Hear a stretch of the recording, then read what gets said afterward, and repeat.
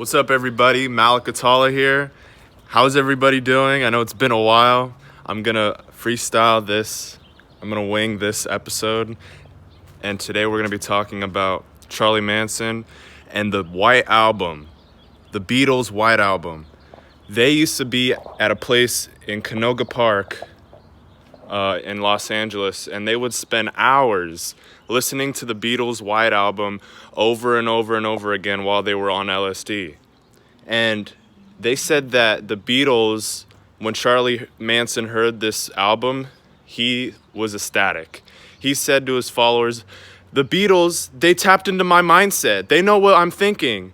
It's not that Charlie loved the Beatles' music.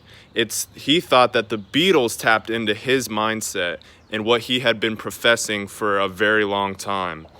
So, anyway, there's a song in the album called Piggies. Piggies out with their piggy wives, clutching their forks and knives to eat their bacon. What they need is a damn good whacking.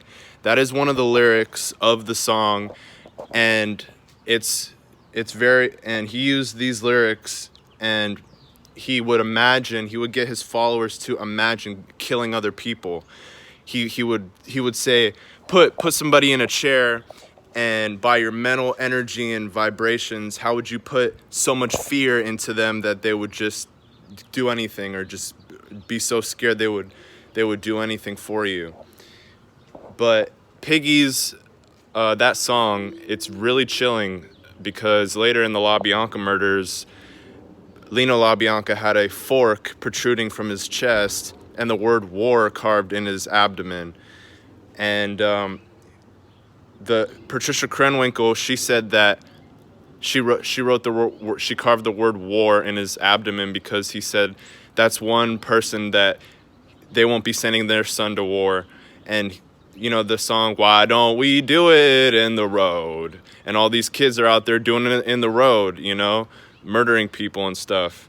And Charlie Manson would say, "Hey, I didn't write the songs. I'm not of that generation. I didn't teach these kids. You did. I just helped them to stand up." So basically, there was a bunch of the Beatles' White Album. It goes through every generation. They have longevity, but I'm pretty sure the Manson thing has longevity also because of the Beatles' White Album.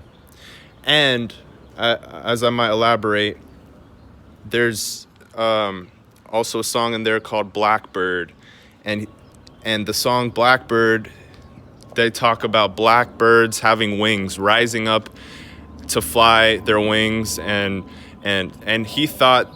Charlie Manson thought that the blackbird meant the black man, that the black man would rise up on top like a bird, with their wings and fly, because there's this philosophy called Helter Skelter, which I'll be going into in the next video right after this, that the black people would rise up against the white people, and there would be this all-out race war.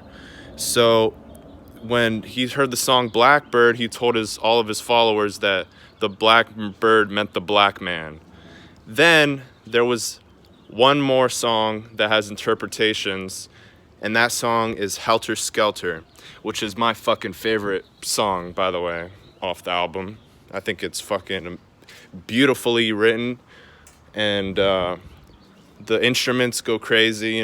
This was Charlie Manson's motto, Helter Skelter, that song.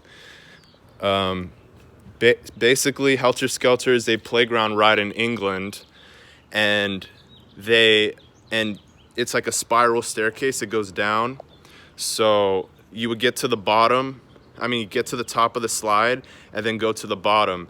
And what that really meant to Charlie Manson, when I go back to the bottom, I go back to the top of the slide, then I turn and I go for a ride, then I get to the bottom and I tell you again.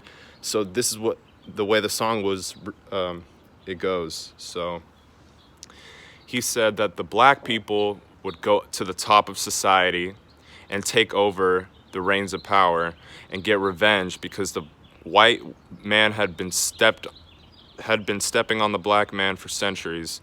And it was time for the black man to rise and get revenge. Thank you all for watching.